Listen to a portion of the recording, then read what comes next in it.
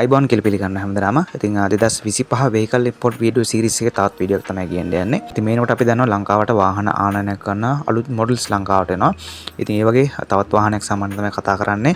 ඉතින් මේ කාර් එක නම් දැනට ලංකාවේ බහුලව අපිට දකින්න තියෙන වාහනයක්. ඉතින් ඒ තමයි Suzuki Hustler කියන කාර් එක. ඉතින් මේ කාර් එකට කැමති පිරිසකුත් තියෙනවා. ඒකම අකමැති පිරිසකුත් තියෙනවා. ඉතින් මේනකොට 2023 brand new unregistered Suzuki Hustler cars ලංකාවට ගේනවා. ඉතින් මේ සම්බන්ධව තමයි කතා කරන්න යන්නේ. ඉතින් පරණ මොඩල්ස් එක ගන්නකොට මේ වගේ ලොකු වෙනස්කමක් නම් වෙලා නැහැ. ඉතින් මුලින්ම අපි මේක dimensions ගැන කතා කරොත් එම overall length එක තියෙනවා මිලිමීටර් 3395ක්. ඉතින් ඒ වගේම overall width එක මිලිමීටර් 1475යි. ඒ වගේම overall height එක මිලිමීටර් 1680යි. ඉතින් ඒ වගේම seating capacity එක 4 දෙනෙක්ට මේකේ පහසුවෙන් ගමන් කරන්න හැකියාවක් තියෙනවා. ඒත් එක මේකේ ground clearance එක මිලිමීටර් 180යි. ඉතින් මේක engine එක පැත්තෙන් කතා කරොත් මේක hybrid car එකක්. ඉතින් ඒ වගේම මේකේ 660cc 3 cylinder engine එකක් තමයි එන්නේ. ඉතින් ඒත් එකම EFI fuel system එක තමයි මේ කාර් එකට අන්තර්ගත වෙන්නේ. මේගොල්ලන් කියලා තියෙන විදිහ නම් මේක top speed එක පැයට කිලෝමීටර් 140ක වේගයක් ගන්න පුළුවන් කියලා තමයි මේගොල්ලන් සඳහන් කරලා තියෙන්නේ.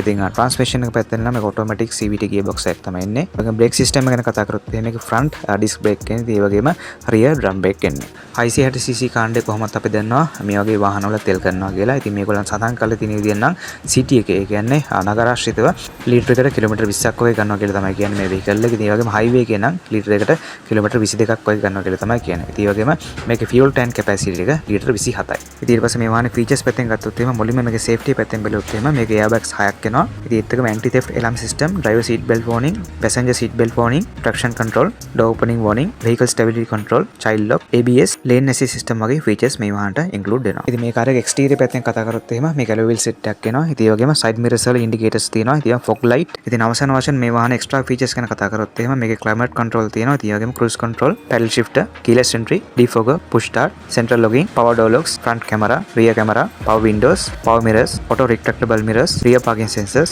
armrest, rear folding seat, rear wiper, interior lighting, front power outlets, steering adjustment, headlight on reminder වගේ features මේ වාහනේ include වෙනවා. ඉතින් overall මේ වාහනේ පරණ models එක බලනකොට ලොකු වෙනසක් නම් වෙලා නැහැ. මේකේ body එකේ වුණත් ලොකු වෙනස්කම් අපිට දකින්න නැහැ. ඉතින් අවසාන වශයෙන් ගත්තොත් එimhe මේකේ මිල තමයි අපිට අවසාන වශයෙන් කතා කරන්න තියෙන්නේ. ඔයගොල්ලන් බලන් ඉන්නෙත් ඒක තමයි මේකේ මිල කොහොම වේද කියලා. ශ්‍රී ලංකාවේ දැන්ට vehicle importersලා මේ වාහනේ import කරනවා ලංකාවට. ඉතින් අනන කරන පුද්ගලයා අනුව මේකේ මිල පොඩ්ඩක් එහෙම වෙන්න පුළුවන්. නම් දැන්ට ලංකාවේ ලක්ෂ 85 90 වගේ මුදලකට මේ වාහනේ අලෙවි වෙනවා. ඉතින් මේ මිලට මේ වාහනේ සාධාරණද නැද්ද? ඔයගොල්ලන්ගේ අදහස් අනිවාර්යෙන් කමෙන්ට් එකක් දාන්න පල්ලෙන්. මොකද ලංකාවේ දැන්ට ගොඩක් ඔප්ෂන්ස් තියෙනවා. අලුත් වාහන ගොඩක් කැලේ දෙනවා ලංකාවට Japan vehicles. ඉතින් මේ වගේ අතුරින් ඔයගොල්ලන්ට ගොඩක් ඔප්ෂන්ස් තියෙනවා තෝරගන්න. Toyota වාහන තියෙනවා, Nissan වාහන තියෙනවා, වගේම Mitsubishi වාහන තියෙනවා, වගේම Daihatsu cars තියෙනවා.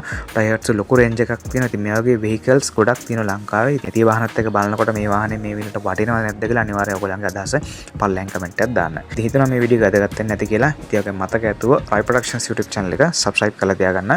ඒතකොට මම ඉස්සරහට වීඩියෝ එකක් දාපුවම ඔයගොල්ලන්ට notification එකක් එනවා. එහෙනම් නැවත තවත් මේ වගේ වීඩියෝ එකක් හැම එකම ඔයගොල්ලන්ට සුබ දවසක්.